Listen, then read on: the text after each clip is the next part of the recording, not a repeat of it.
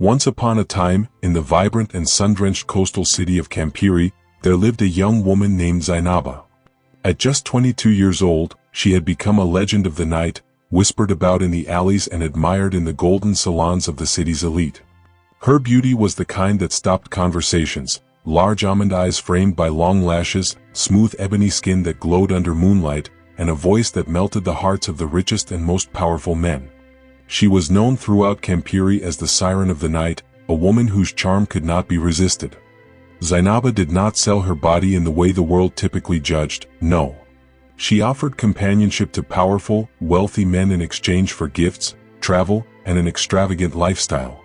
Her clothes came from Paris, her perfume from Dubai, and her shoes from Italy. Her nights were filled with champagne, private yachts, and candlelit dinners in rooftop restaurants. She believed that life was short and meant to be savored without restraint. Her philosophy was simple: why struggle for breadcrumbs when she could feast at the tables of kings? But behind the glamour, her origins told a different story. Zinaba was born into a deeply respected and devout family. Her father, Mzee Baraka, was a revered imam known not only for his spiritual guidance but for his humility and generosity. Her mother, Fatuma, was a teacher, strict, intelligent, and deeply principled. From a young age, they had instilled in their daughter values of dignity, modesty, and faith. They dreamed of her becoming a doctor, or at the very least, a woman of honor who would serve her community and live with grace. But Zinaba had other dreams, dreams fueled by glamour magazines, social media influencers, and the glittering lives of women she admired from afar. She wanted more than lectures in a mosque or modest clothes. She wanted to be seen, to be desired, to be powerful in her own way. At first, her parents pleaded with her. Mzee Baraka begged in tears, "Come home, my daughter. You are not lost yet." But each time she returned home, she left again, pulled back into a world of instant gratification and adoration. Eventually, her parents could no longer bear the shame. Her presence brought gossip to the mosque and whispers in the streets. In the end, they disowned her, not out of hatred, but out of heartbreak. Zinaba felt no guilt. In her eyes, they were stuck in the past, tied to old rules that no longer applied. Worse still, in a show of rebellion, she seduced some of her father's mosque followers, men who were supposed to be pious. These men, intoxicated by her beauty, brought her gifts: gold bracelets, perfume, even envelopes stuffed with money. She accepted them all with a mocking smile, knowing deep down that each gift was another dagger in her father's heart. To the outside world, Zinaba looked like a woman who had won the game of life. She had independence, influence, and admirers. She laughed loudly, danced freely, and walked through Campiri's upscale neighborhoods as if the world owed her its riches. But what no one saw was the emptiness behind her eyes when the music faded and the lights dimmed. Alone in her luxury apartment, she sometimes stared into the mirror for hours. She would trace her features with her fingers and whisper to herself, "I'm not like them. I control them." But even as she said it, a tiny voice inside questioned the price she was paying.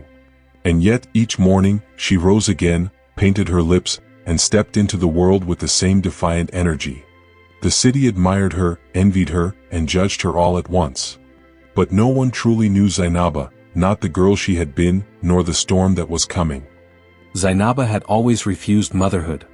The very thought of it made her skin crawl, not because she didn't understand its beauty, but because it represented everything she had run away from: sacrifice, responsibility, and the permanence of change. For Zinaba, a child was not a gift, it was a chain.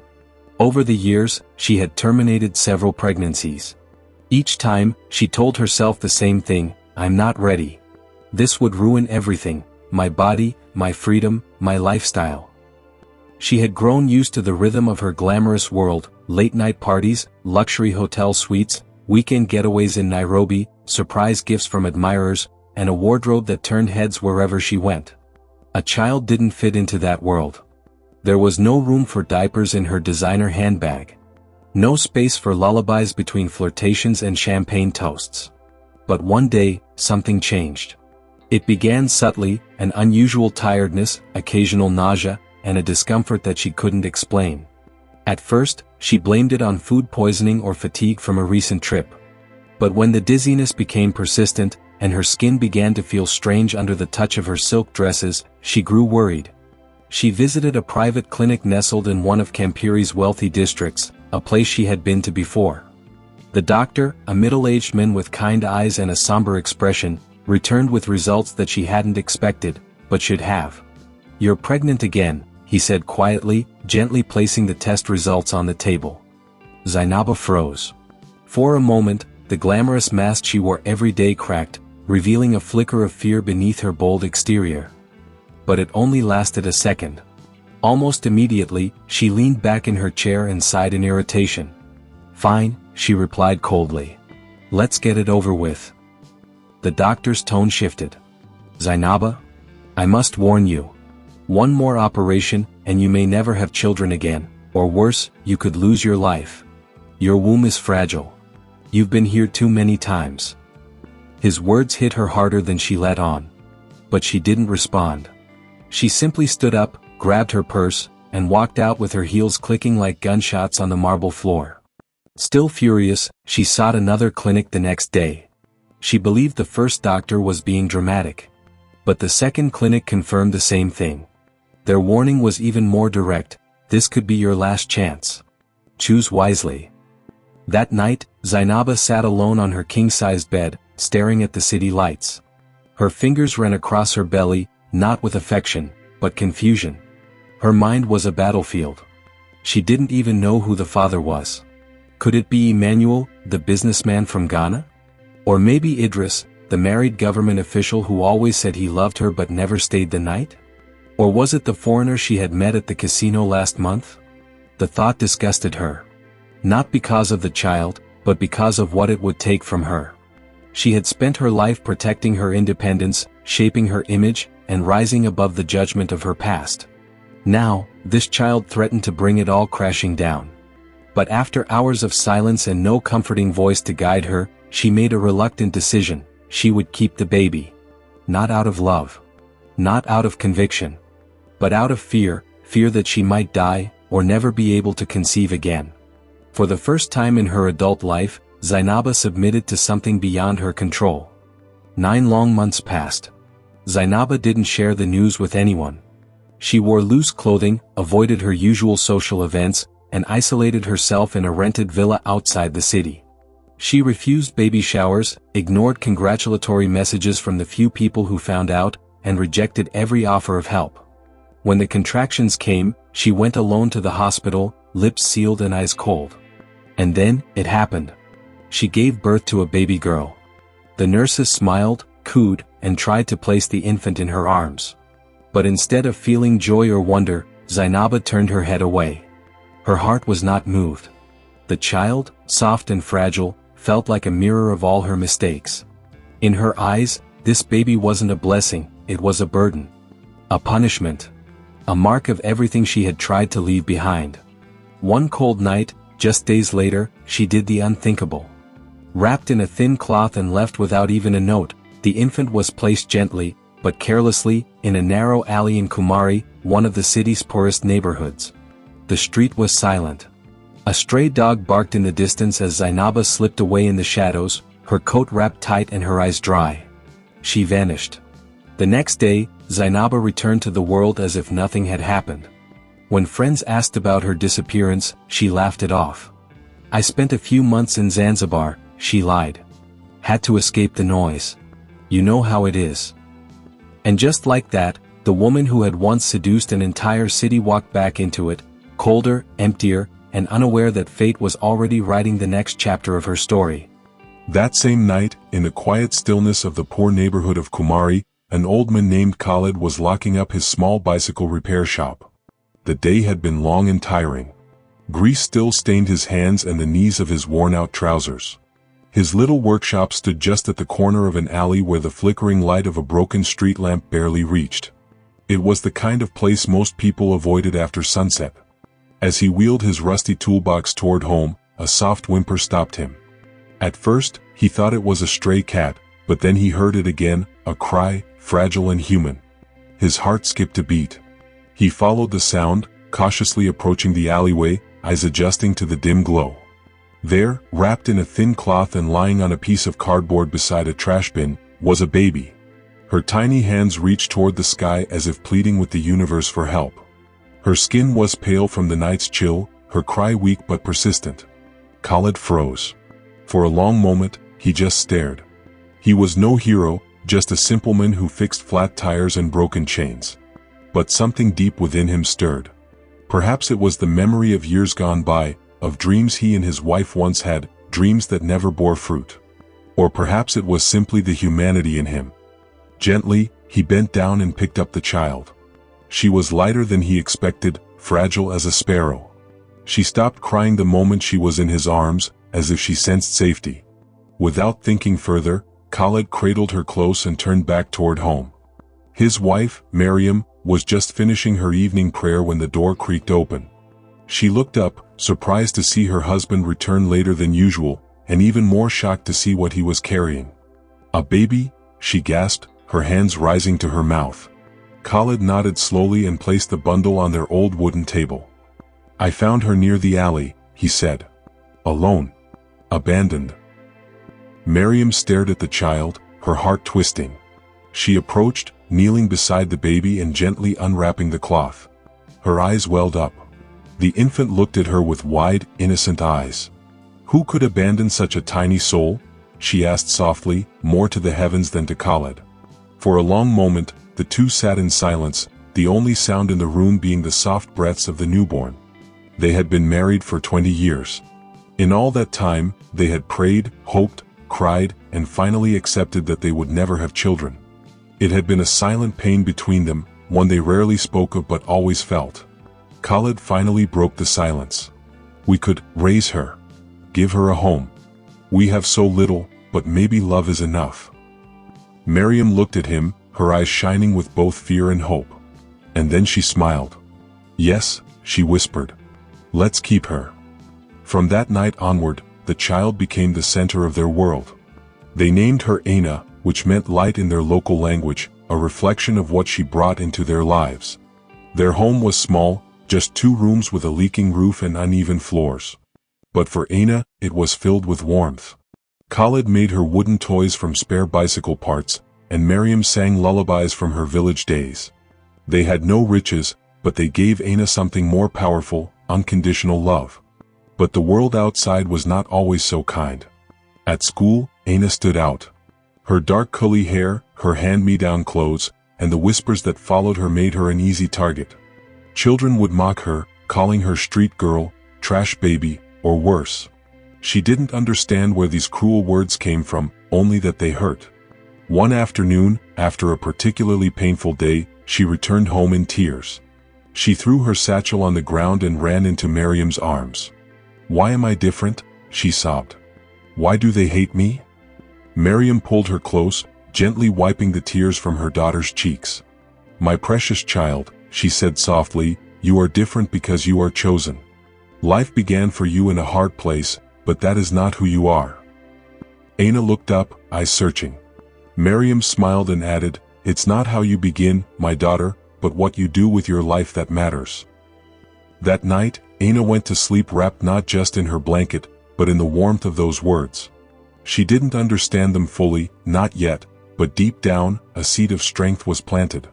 And it would grow, just like the little girl named after light. Zinaba continued her carefree life and became the mistress of a married Congolese diplomat, Mr. Ngalula.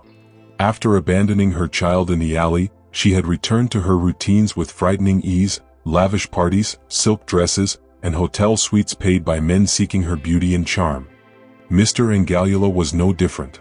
Handsome, rich, and well-connected, he offered her a life of comfort and illusion. She believed this affair would change her life. She imagined Ngalula divorcing his wife and marrying her.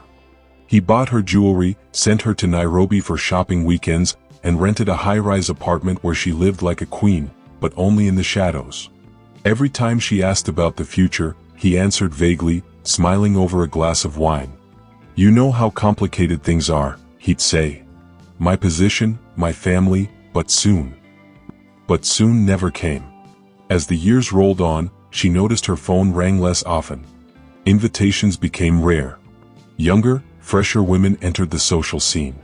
Zinaba would watch them at parties, eyes full of ambition, lips painted red, just like hers had once been. She began wearing more makeup, more perfume, dressing up even for simple outings, trying to reclaim something already slipping through her fingers. And then it hit her. She stood in front of her mirror one morning and couldn't recognize her reflection. Fine lines framed her eyes, and her once toned body showed signs of time. She wasn't old, but in a world obsessed with youth, she felt invisible. One day, after months of missed periods and persistent fatigue, she went to a doctor, hoping it was early menopause and nothing worse. The doctor took blood tests, performed a scan, and called her back 2 days later. She sat across from him, crossing her legs nervously. He looked at her with clinical calm and said, "Madam, I'm afraid your ovarian reserves are depleted. You're infertile." "I'm sorry." The words echoed in her skull like a verdict. Infertile. Zinaba froze. The room felt cold. She opened her mouth, but no words came out. Infertile. She left the clinic in a daze. As she walked through the noisy streets, everything blurred, horns honking, children laughing, vendors calling. None of it reached her. Her past choices rose up like ghosts. The abortions. The rejections. The night she abandoned her child in the alley of Kumari. Suddenly, she felt nauseated. She leaned against a wall and wept. She began praying in secret. At first, in whispers. Later, with tears. She, who had once scoffed at religion, now knelt at dawn, whispering, "O Allah, give me a child. I want to fix my mistakes." But no answer came. Only silence. Meanwhile, far away, Aina was blooming like a rare flower after rain. She excelled at school. Though life hadn't offered her riches, she possessed something greater, resilience. Her childhood shaped her heart, the love of Khalid and Maryam forged her soul. She studied tirelessly, always finishing first in her class. Teachers praised her discipline and curiosity. She joined debate clubs, volunteered at youth centers, and spoke confidently about justice, identity, and belonging. She refused to let her unknown origins define her future. When she turned 18, she received a scholarship to study law at Makanda University, in a region several hours away. The news brought joy and tears to her modest home. Khalid fixed her old suitcase and added a small engraved charm, "For our star, never forget where you shine from." Maryam prepared her favorite dishes the night before her departure and tucked folded prayers into her clothes. The morning of the departure, the train station buzzed with voices and movement. Aina, dressed simply but with grace, stood beside her adoptive parents. Her eyes glistened with both excitement and nervousness. Khalid held her tightly, his rough hands trembling just slightly. "Be the voice of the forgotten," he said with deep emotion. Maryam wiped her eyes and added, "The world is waiting for you, daughter. Go and make it better." As the train began to pull away, Aina waved, heart pounding with purpose. Her dream was not of wealth or fame. Her dream was to defend abandoned children. She didn't know where that calling came from, only that it burned inside her like a truth she had always known.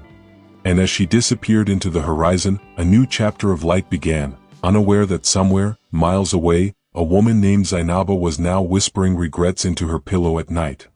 2 lives. 1 choice. 1 redemption, still possible. Fate took a turn. Zinaba, once radiant and untouchable, now lived a life shrouded in regret and shadows. The city had stopped being kind to her. The mirror showed a stranger.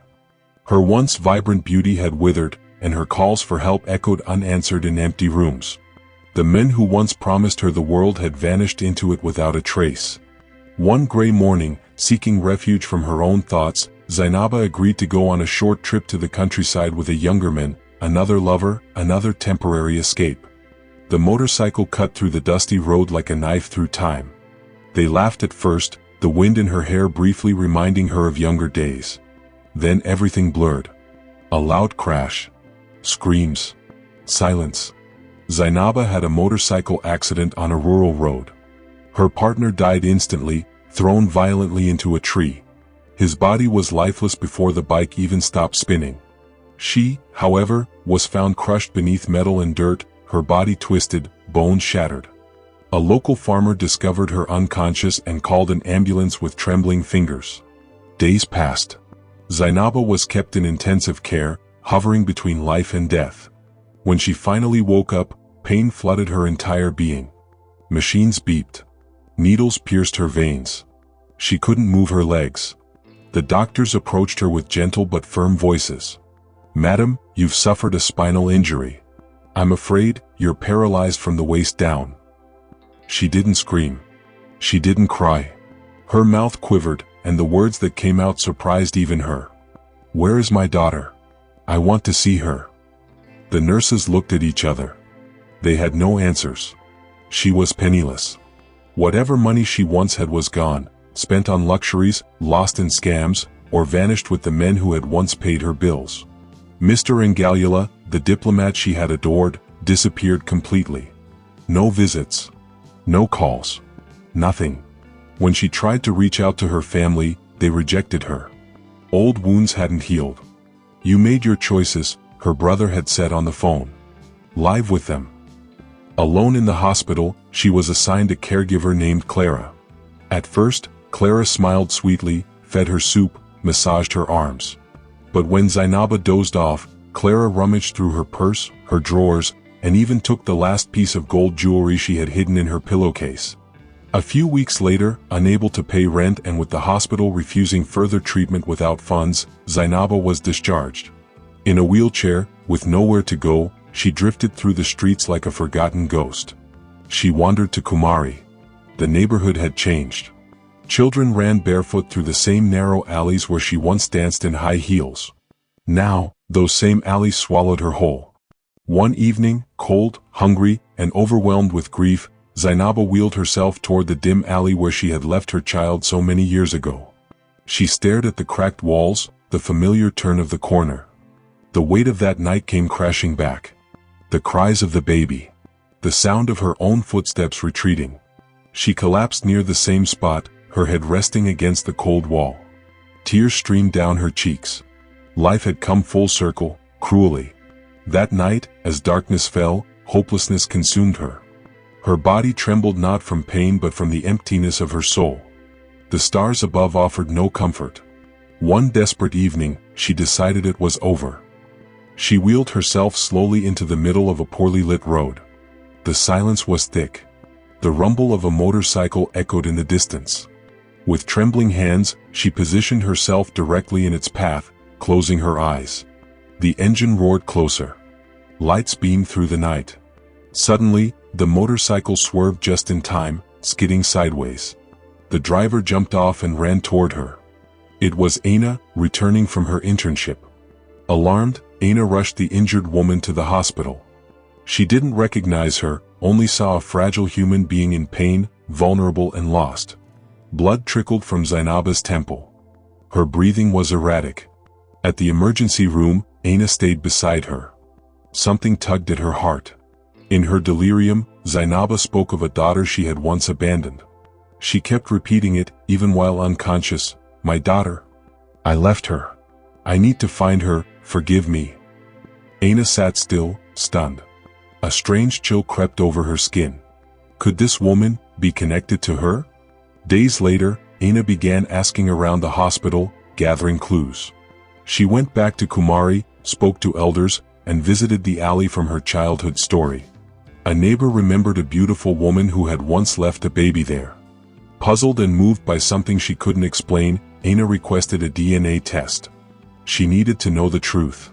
Because sometimes, fate bends even the cruelest stories into unexpected shapes, shapes that carry both pain and possibility.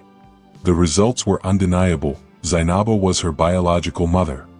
When the envelope arrived with the DNA test results, Aina held it in trembling hands. She opened it slowly, her eyes scanning the clinical words that confirmed what her heart had already begun to suspect. Her breath caught. Her vision blurred. For a long moment, she sat frozen, the paper fluttering slightly from the wind that slipped in through her window. She had imagined this moment in 100 ways. None of them had prepared her for the emotional storm rising inside her. The woman who had abandoned her at birth was her mother. Shocked, Aina shared her inner turmoil with Mariam and Khalid, the couple who had raised her with warmth, dignity, and unconditional love. They listened in silence, their faces marked by years of wisdom and grace. Then Khalid spoke softly, like he always did when something deep needed to be said. "Forgiveness is freedom for the heart," he said. "She abandoned you, but you can choose peace." Miriam nodded, her eyes moist. "We didn't raise you to carry hate in your heart, my child. Let your soul lead you." Their words echoed in Aina's mind for days. She walked alone under the old acacia trees, stared at the stars at night, asked herself if she truly had the strength to face the woman who had left her behind. Could she forgive someone who hadn't been there for her first words, her school days, her tears, her laughter? And yet, hadn't she always wondered why? After long reflection, heart beating fast, Aina returned to the hospital room where Zinaba was recovering. The woman in the wheelchair looked older than her years, her face a blend of sorrow and longing. She lifted her gaze, unsure. "I'm your daughter, Aina," she said gently. "You abandoned me, but I choose not to abandon you." Zinaba broke down. Her body shook with sobs, tears flowing uncontrollably as she clung to the arms of her wheelchair. "I'm a broken woman, but you are my redemption. Please forgive me." Those words, spoken with such raw honesty, shattered the final wall between them. Aina, moved by compassion rather than logic, reached out. She didn't hug her mother right away. But she didn't walk away either. Aina chose to help her. Over the following weeks, she found Zinaba a small apartment not far from her university. She handled the paperwork, the rent, and the bills with the same determination that had helped her win debate competitions. She also paid for her rehabilitation sessions, making sure she had access to physical therapy and psychological support. But she didn't stop there. With support from her professors and fellow students, Aina launched a community project for mothers in crisis, a safe space for women who felt overwhelmed, unsupported, or on the edge of making decisions they might regret. Her own story was a silent testimony that change was possible. Zinaba, now in a wheelchair, found purpose in the project. She attended every session, offering advice, listening to stories, sharing her own pain with honesty. For the first time, she felt worthy, not because of beauty or status, but because of service. She was transformed by her daughter's unexpected love.